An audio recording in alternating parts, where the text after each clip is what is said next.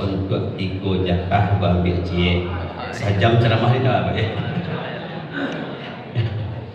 Assalamualaikum warahmatullahi wabarakatuh. Bismillahirrahmanirrahim. Alhamdulillahirabbil alamin. Alladzi ja'ala syahra Ramadan syahra siyam syahra mubarakah wal maghfirah. Kutiba fi siyam wa unzila fihi al-Qur'an hudan lin-nasi wa bayyinatin minal huda wal furqan. Asyhadu an la ilaha illallah wahdahu la syarika lah wa asyhadu anna Muhammadan 'abduhu wa rasuluhu sallallahu alaihi wasallam la nabiyya ba'da. Yang sama-sama kita hormati Bapak Ketua dan Pengurus Masjid Istiqlal beserta jajaran yang hadir pada malam ini, yang kita muliakan Al-Mukarram Imam kita Ustaz Al-Mukarram Ustaz Raza Rizki yang sudah mengimami sholat Isya bersama dengan kita. Kemudian kita hormati ibu-ibu dan bapak-bapak kaum muslimin maupun muslimah sedang jemaah Isya tarawih dan witir yang insyaallah dirahmati Allah Subhanahu wa taala. Amin ya rabbal alamin. Puji syukur marilah sama-sama kita haturkan kehadirat Yang Maha Kuasa yang selalu melimpahkan nikmatnya kepada kita bersama. Alhamdulillah Bapak Ibu, berkat nikmat-nikmat yang diberikan oleh Allah di malam yang berbahagia ini, kita telah mampu memaksimalkan diri hadir bersama-sama di masjid yang kita cintai ini dengan tujuan mengerjakan sholat Isya, tarawih dan witir secara berjamaah yang sekarang tengah diselingi dengan tausiah agama. Harapan dan doa kita bersama Bapak Ibu, mudah-mudahan Allah istiqomahkan kita, Allah tetapkan hati kita untuk selalu berjamaah ke masjid 5 waktu sehari semalam sampai akhir hayat kita nanti hendaknya. Amin. Allahumma ya rabbal alamin. Karena kaum muslimin banyak dinamika di tengah masyarakat, persoalan datang kamu saja itu. Ya, apalagi perjalanan yang paling jauh itu adalah perjalanan ke masjid. Langkah kaki dan paling baik dilangkahkan itu adalah kamu saja. Sehingga Bapak Ibu di tengah masyarakat ada jemaah yang datang ke masjid itu 5 kali sehari semalam. Sama bantu Bapak Ibu pada malam ini rutin setiap waktu 5 kali sehari semalam berjamaah saja. Ada yang datang ke masjid sekali seminggu saja, yaitu di hari Jumat. Ada nanti jemaah ke masjid Bapak Ibu 2 kali setahun, Idul Fitri, Idul Adha. Tapi ada pula yang mencogok ke masjid sekali setahun. Bila kira Bapak Ibu? 5 waktu sehari semalam beliau tidak datang. Jumat tidak tiba, Idul Fitri, Idul Adha tidak hadir. Tapi sekali setahun tetap beliau pertama kali mencogok ke masjidnya. Ini orang paling pertama kali. Bila kawa katunya saat menjapit daging kurban. Atau tiba je, di masjid lain. Tak ada resiko tu. Ya, sampai lain. Ada nak sikut tak apa? Tak jauh beda. Ya. Ada nak datang ke masjid ko 2 kali semua duit. Pertama nikah bawa ke masjid, sekali nak kedua lah tahun jua nyontan dia orang ke masjid. Tapi ada orang lebih parah dari itu Bapak Ibu. Kata beliau, Ustaz, ambo kalau berjamaah ke masjid yo jalan Ustaz, tapi nak ke masjid ko 2 kali sehari tu tak pernah alfa terus. Mengapa ke masjid? Numpang buang air je, numpang mandi je. Beda emak di rumah ke bang masjid. Makanya Bapak Ibu lagi di 10 Ramadan yang terakhir kan, kalau ibarat pertandingan sepak bola, ini dalam babak final yang tinggal pemain-pemain hebat, pemain handal terbaik sang juara finalis saja deh. Tujuh di masjid Bapak Ibu ini biasanya yang tinggal di akhir-akhir Ramadan.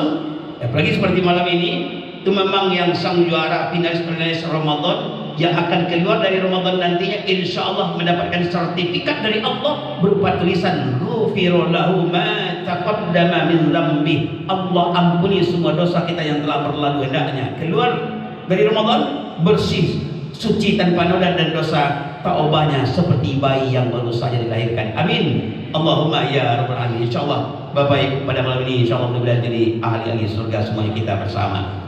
Salawat dan salam bagi kita Muhammad sallallahu alaihi wasallam. Allahumma shalli ala sayyidina Muhammad wa ala ali sayyidina Muhammad fil alamin innaka Hamidum Majid. Bapak Ibu yang dirahmati Allah, bagi anak-anak kita yang mencatat oleh pesantren Ramadan dah selesai Pak, pada orang 3 ada. Judul ceramah awak yang tercatat dalam agenda pengurus pada malam ini antara sunnah dan bid'ah. Apa mangga baris ketik Bapak Ibu. Tapi memang perlu kita sampaikan ke muslimin. Banyak di tengah masyarakat selama ini, tidak terkecuali di Kota Padang sendiri, setiap kali ada orang dan berbeda cara ibadah jual itu langsung dicap sebagai bid'ah, sasih, bahkan menyesatkan sekali. Dan semuanya. Baru ada yang berbeda, apa bid'ah, apa sasih, ya, mana dalilnya? Contoh dari Nabi. Kalau tidak ada di kerajaan Nabi, kau bilang tidak satu alahnya Bapak Ibu. Ya, apalagi dalam persoalan fikih. Dalam Islam banyak mazhab, yang paling kadang itu ada ampe mazhab Bapak Ibu. Ada mazhab Imam Hanafi. Beliaulah orang yang pertama kali membukukan atau membuat kitab fikih dalam sejarah Islam. Setelah Hanafi ada Maliki, ada Syafi'i, ada Hambali. Walaupun di antara ampe mazhab itu berbeda pendapat tentang bagaimana cara ibadahnya Rasulullah, tapi mereka tidak pernah saling salah menyalahkan, tidak pernah menuding kau salah, apa dan paling bantu, tidak pernah. Karena memang berbeda yang didapatkan, yang dilihat. Setiap kali Nabi mengerjakan suatu ibadah, tidak seluruhnya para sahabat dan umat Islam berbondong-bondong menyaksikan Nabi mengerjakan sholat. Satu contoh Bapak Ibu, dari i'tidal ke sujud turun ke bawah, nama Bapak Ibu duluan turun ke bawah, lutui dulu ke bawah atau tangan? Lutui. Satu arahnya lutui ke bawah Bapak Ibu? Enggak. Ada tangan. Tergantung kondisi kesehatan awak. Bagi awak dan wudu dan kuih dan tagih boleh buka contohnya, itu lebih utamanya lutui duluan turun ke bawah. Pernahkah di kerajaan Nabi? Lain. Bagi awak adalah tuan dan lagai, nalaga bedo, pingganglah saki, lutui dan buyang, jadi pasu aja lutui ke bawah, rancaknya duluan tangan ke bawah. Jadi mana paling batu Bapak Ibu, kan wudunya mulia dan pernah di kerajaan Nabi, dan tidak mulia itu dulu turun ke bawah hidung. Tidak mulia turun, memaki awaknya. Sama takbiratul ihram, Ibu Bapak, takbiratul ihram itu aku kan banyak salahnya, lagi ibu-ibu di tempat lain, maksudnya lain dari situ, no? Di situ ketika Isya tadi nampak ada ambo ibu-ibu takbiratul ihram, kalau ambo di buku, ya. Ketika takbiratul ihram contohnya banyak yang berbeda-beda. Syafi'i itu mengangkat tangan sampai daun telinga, ya. Hanafi cuma Malikinya sampai dadu, kita kayak itu. Bagi ibu-ibu yang diangkat itu hanya tangan di dalam telakun, janjo telakun ibu angkat tinggi-tinggi katanya.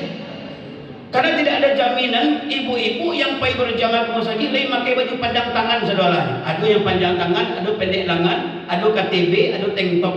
Bahkan ada mama gaya terlambat sedang mandi baru orang azan. Dan kalau tak kita lambat, kalau tinggal satu rakaat dia ambil setelah bangun isai pergi ke masjid.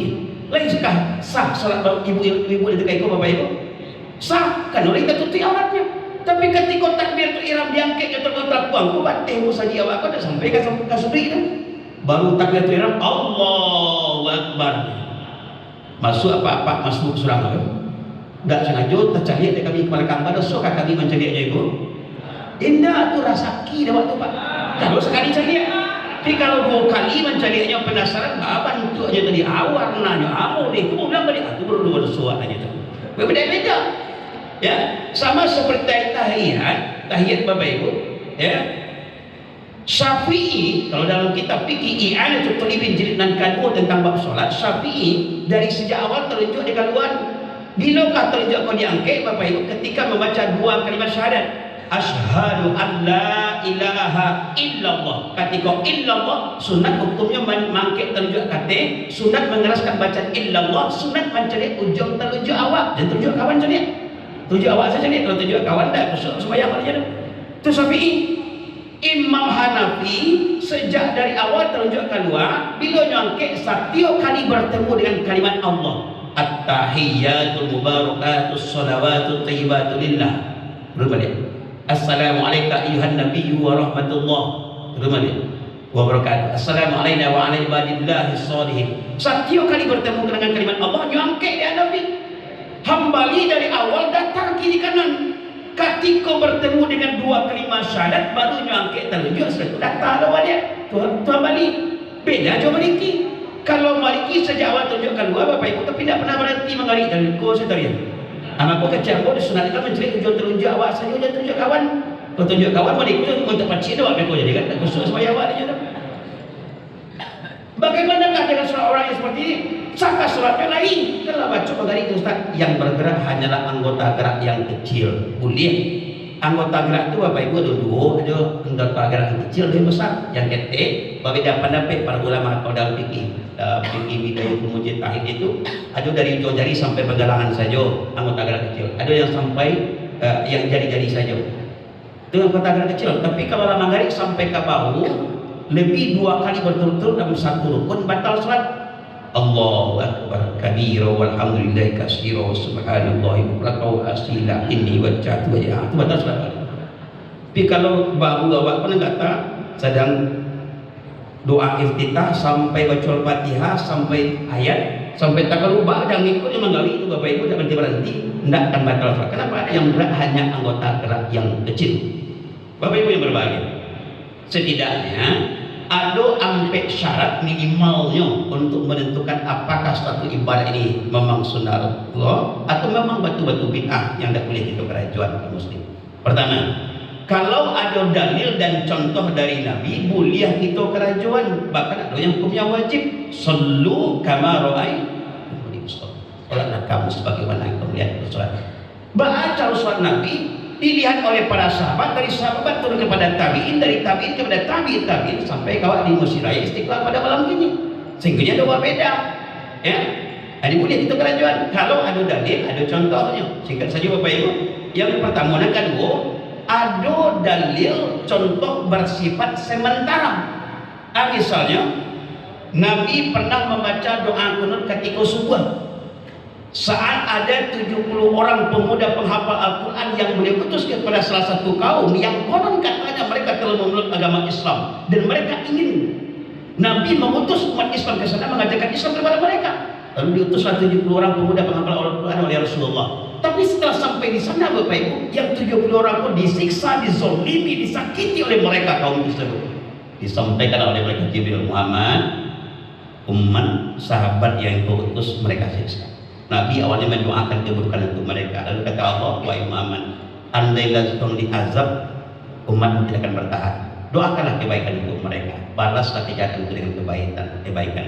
Maka Nabi ketika subuh membaca doa, Allahumma hdina biman hadait wa afina biman afait, ilah dan seterusnya. Setelah itu Nabi tidak berkunut lagi. Namun saat ada para sahabat yang mengamalkan kunut ketika subuh, Nabi tidak melarangnya. Tandanya mulia untuk dibaca dan diamalkan. Ikulah yang dipacitakan oleh mazhab Syafi'i dan kalangan sampai kepada hari ini Bapak Ibu, orang-orang pesantren setiap subuh berkunut. Ya, Imam Syafi'i kunutnya setiap subuh ketika yang tidak dengan cara dijaharkan, dikeraskan. Imam Maliki kunutnya ketika subuh sebelum rukuk dengan cara disirkan. Imam Hanafi tidak berkunut, sementara Imam Hambali kunutnya kunut nazilah. Ya, muliakah kunut tergantung awak. Pemahaman kayak kita masing-masing. Bagi awak yang biasa berkunut, ambo dari pesantren Bapak Ibu, ambo dari Canggu, ambo berkunut. Tapi sembahyang di masjid yang tidak pakai kunut, imam tidak mengangkat tangan, ambo dah sok siap, sok soleh mana pakai tangan belakang. Ikuti imam, awak berjamaah. Bagi awak yang tidak berkunut, imam mangkek tangan, kok kadang kira tangan di belakang, silakan. Tak mana yang saja di belakang boleh. Hanya dulu berimam, imam baca kunut dulu sujud ke bawah kan. Rusak berjamaah adanya. Jadi bagaimanakah bagi kita yang berkunut, jangan salahkan yang tidak. Bagi yang tidak berkunut, jadi saksikan orang berkunut. Dan saksi dan salah itu adalah orang yang tidak sembahyang subuh. Ya. Dua. Yang ketiga, aku kadang-kadang dan digiriang dan digoreng-goreng oleh kawan-kawan soalah Bapak Ibu. Kalau tidak ada contoh dari Nabi, bina sosik, jangan sajalah, hanya dipukul ratu terkait itu. Yang ketiga, ada dalil, contoh tidak ada. Apakah enggak balik sunnah Bapak Ibu? Dalilnya ada contoh dari Nabi dan sahabat tidak ada. Dari contoh dari Nabi tidak ada. Misalnya, Nabi Bapak Ibu sedang duduk bersama dengan para sahabat. Datanglah seorang pemuda duduk di hadapan Rasulullah, lalu dipuji dan diagungkan baginda Rasulullah. Wahai baginda, wahai junjungan kami, wahai penghulu kami, berangkah Nabi Muhammad kainyo Bapak Ibu indah sakata wa tabassama. Nabi diam dan tersenyum. Itulah yang menjadi salah satu dalil bagi kaum, bagi jamaah atau bagi nusana awak yang dari kalangan pesantren, yang ketika membaca salawat Nabi diiringi dengan kalimat Sayyidina. Ya, ini salah satu alasannya. Bagi awak yang pakai Sayyidina, jangan salah orang nan indah. Nan indah pakai Sayyidina, jadi saksian orang yang pakai Sayyidina. Dan salah itu orang tidak pernah nama bersolawat. Akan indah perbedaan di antara kita Bapak Ibu. Ya, Ibu Bapak yang dirahmati Allah, aku pernah satu kali 6 tahun yang lalu,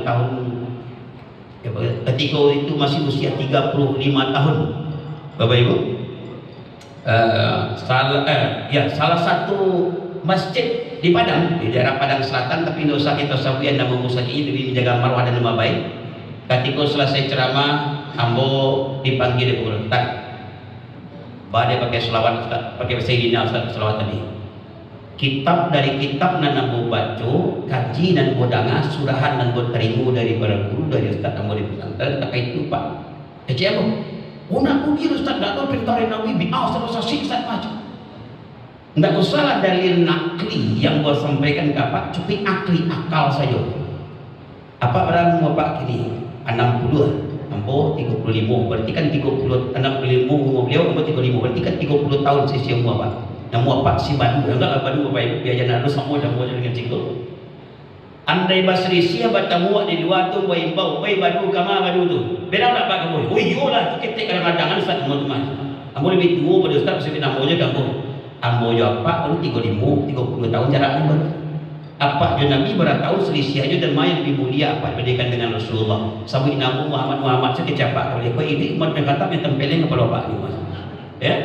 Nah ini kalau Pak tidak paham bersayyidina, jangan salahkan kami punya dalil. Ambo pun tidak pernah menyalahkan apa dalil. Dan yang beliau selesai sembahyang Isya Pak Ibu, yang minta pena kagarin. Ustaz tak pena aja lah. Sang kombo kau dia kemang ngaji, kaman cetak dalil. Aku kan tujuh dia mau kemana? Rupanya tagak beliau. Ada, dia mak tak apa. Nyocor dia sudah mau beri dia. Ustaz dah boleh ceramah sekolah dari 6 tahun yang lalu Bapak Ibu. Tapi sampai Ramadan tahun kini, penceramah Ramadan, tarawih, subuh, Idul Fitri, Idul Adha, hari besar Islam, kata kamu yang mencarikan penceramahnya. Dan awak tak boleh ceramah situ dekat dia orang. Berankah kamu kayu enggak? Sakitkah tiba kayaknya indah? Kau sakit tiba nak kamu tolongmu saja Bapak Ibu. Ya, enggak namun di paswale, subuhnya itu pendek, tak mau jenis keluar dari keripangan. Padiaslah juga kan. Ayo penting ibu bapak kita tolong dia beliau. Satu contohnya, yang kedua, Khalid bin Walid, sang panglima perang, ketika pergi perang bersama Rasulullah bertemu dengan seekor dog. Dog itu sejenis biawak, tapi lebih kecil, tidak puas. Dia tombaklah dog tadi oleh Khalid bin Walid. Ini dibakar juga Bapak Ibu. Yang dibakar, ditiang api, dihidangkan untuk Rasulullah. Nabi saat itu tidak memakan. Di samping Nabi lah makan, kemudian lalu minum-minum yang lainnya. Dan makan Nabi. Berpikirlah Khalid bin Walid dengan kecerdasannya Bapak Ibu, apa pada makanan Nabi Khalid daging dog? Apakah memang tak boleh dog dimakan kecap Khalid?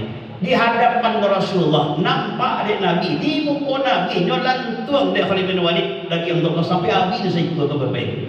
Dia cari adik Nabi. Benarkah Rasulullah? Tidak. Dibiarkan Rasulullah. Tandanya mulia untuk dimakan. Nabi dalilnya ada sahih hadis dari Anas Bapak Ibu, tapi Nabi tidak pernah mengajukan dan memakan hanyalah Khalid bin Walid. Dua, yang ketiga, Imam Masjid Kuba di Madinah punya kebiasaan yang berbeda. Setiap selesai membaca Al-Fatihah, Bapak Ibu nya baca Al-Ikhlas dulu, baru surah yang lain. Diprotes oleh para sahabat, kenapa kau baca itu? Nabi tidak pernah mengajukan itu. Imam Kuba Bapak Ibu, selagi ambo masih diamanahkan menjadi imam di Masjid Kuba, ambo tidak akan pernah meninggalkan Al-Ikhlas setelah Al-Fatihah. Kau tidak setuju, ambo cari ganti yang lain. Teguh beliau. Ya, sahabat ketika itu tidak mau mengganti beliau. Di samping beliau dhabit hafalannya bagus, suaranya tetap beliau kata sarawat Bapak Ibu. Kemudian beliau menghayati ayat yang dibaca. Ketika ayat dibacakan itu kabar gembira dari Allah, beliau bersemangat membacakan sampai tagak oleh dianya. Tapi ketika ada ayat dibacakan berhubungan dengan azab Allah, siksa Allah, ancaman Allah, amarah Allah, sampai menangis beliau membaca ayat dalam surat Bapak Ibu. Tabuk suasana harulah di mana salat. Lalu sahabat ngadu ke Nabi di Nabawi. Ya, wahai baginda, wahai Rasulullah, sahabat kita Imam Kuba melakukan ini dan itu. Betul, betul ya Rasulullah. Langsungkah Nabi baik Kubah menasihati sekali Bapak Ibu atau dipanggil Rasulullah? Tidak. Kana Nabi sallallahu alaihi wasallam ya'ti Masjid Quba kulla sabtin. Hadis sahih. Adalah Nabi Muhammad itu mengunjungi Masjid Quba setiap hari Sabtu. Aku di Masjid Nabawi itu Bapak Ibu punya seorang kenalan, Ustaz Abdul Karim, beliau orang Sunda, sudah 32 tahun, 33 tahun sekarang, sudah 26 bekerja di Masjid Nabawi. Setiap kali ke tanah suci di Nabawi, alhamdulillah kadang hampir sekali 2 bulan membawa jemaah umroh ke tanah suci, kami sering diskusi berjalan tentang masalah agama. Tapi kalau hari Sabtu Bapak Ibu jangan pernah baharok kabar tamu beliau. Sudah sembahyang subuh beliau jalan kaki ke Kuba, balik ke Nabawi setelah selesai asar. Rutin setiap Sabtu beliau lakukan. Meniru apa yang dilakukan oleh baginda Rasulullah.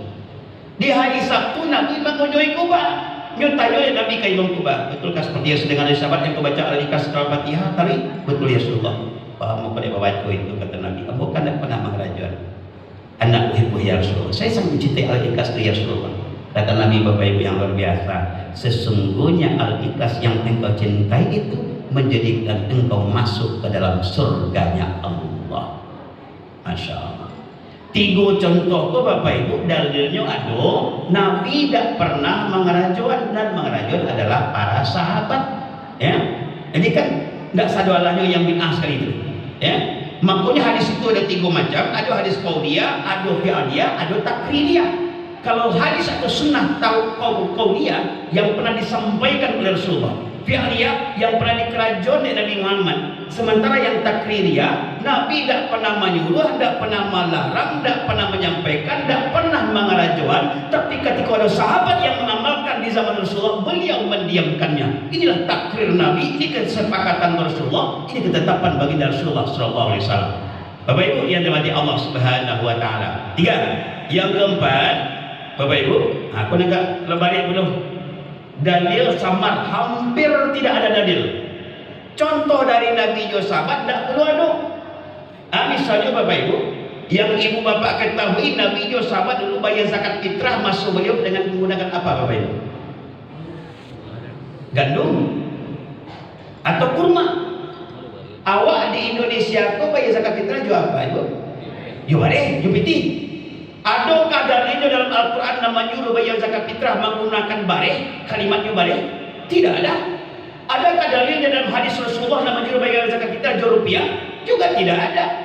Lalu bagaimana kemamanya Ibu Bapak? Berarti kan sejak Islam masuk kalau dalil tidak ada, contoh dari Nabi tidak, sahabat tidak ada, berarti sejak Islam masuk ke Indonesia sampai kiamat nanti, termasuk kawan-kawan yang suka bid'ah kecilnya kok, dia pun juga bid'ah.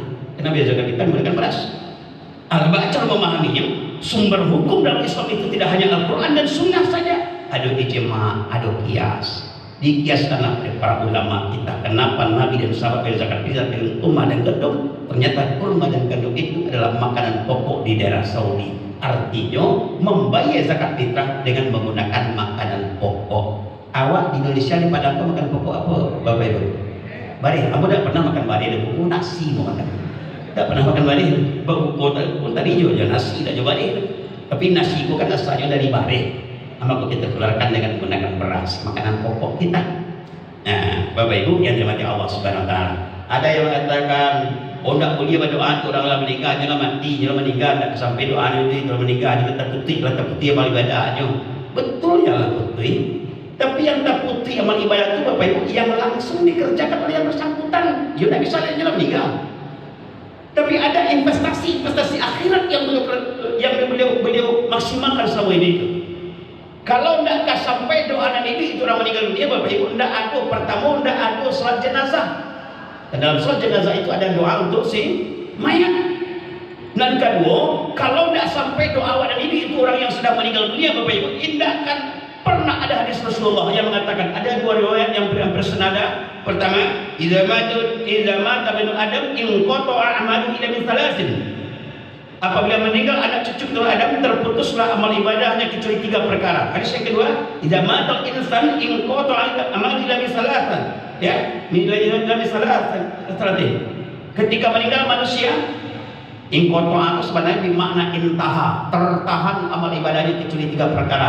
Satu di antaranya doa anak yang soleh. Pertanyaan Bapak Ibu, anak yang soleh yang mendoakan orang gaya, masih hidup kah ini atau sama-sama meninggal juga gaya? Masih hidup, berarti kan hidup mendoakan yang meninggal dunia. Kalau tidak sampai, tidak kamu sesio Nabi Mubi hadis menyampaikan dalam hadisnya Bapak Ibu. Makanya kaum muslimin, ada lagi dalam riwayat Nabi lewat di salah satu kuburan, nyambil pelepak kurma dan Nabi datang ke kuburan tadi. Bertanyalah para sahabat, untuk agunnya Rasulullah pelepak kurma aku datang ke kuburan. Kata Nabi, jenazah dan dalam kuburku kini sedang disiksa oleh Allah. Selagi pelepak kurmaku hijau baraya aja baru lejo kata terus memuji Allah Subhanahu Wa Taala. Limpahan rahmat dan keberkahannya sampai pada jenazah yang ada dalam kuburan.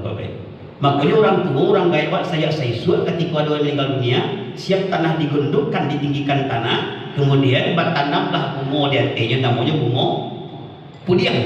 Ada pudiang merah, pudiang hitam, pudiang kuning atau pudiang ameh. Nah, tapi kok dalil pudiang Bapak Ibu ketanya kamu hadisnya dalil pudiang itu Ustaz? Ayo nak dalil pudiang itu. Berarti kan tidak wajib pudiang. Boleh bunga bonsai, boleh bunga matahari, boleh bunga ayam. Apa bunga pudiang itu dipilih orang? Pudiang itu agak mada dia. Dek kambing tidak lama, tidak hujan-hujan, agak 1 tahun Bapak Ibu panik, tidak disiram ke 1 tahun kalau ibunya pudiang itu akan mati. Itu bunga pudiang hebat. Ya, Bapak Ibu yang dirahmati Allah Subhanahu Wa Taala. Ada yang mengatakan tidak boleh tahajud berjamaah. Ya, apalagi di 10 Ramadan terakhir banyak yang itikaf di masjid, tahajud dilaksanakan berjamaah. Bolehkah tahajud berjamaah? Boleh. Kalau tidak boleh Bapak Ibu di Masjidil Haram Mekah Al-Mukarramah sekarang 10 Ramadan yang terakhir itu mulai dari jam 2 balihan itu Bapak Ibu dilaksanakan suasana tahajud berjamaah yang langsung diimami oleh Imam besar Masjidil Haram Syekh Sudais. Kalau tadi malam saya cari postingan kawan Bapak Ibu sampai ke